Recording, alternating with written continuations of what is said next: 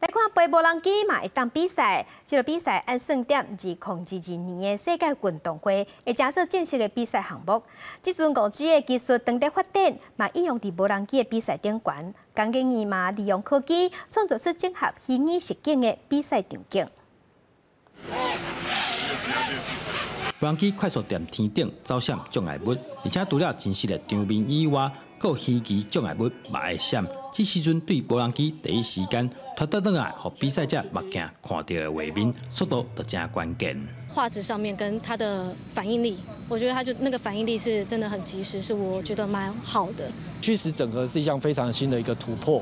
对，那我们非常乐见这样的一个技术在提升，未来希望能够把这样的一个技术能够带到国际上，让国际也能采用这样的一个技术。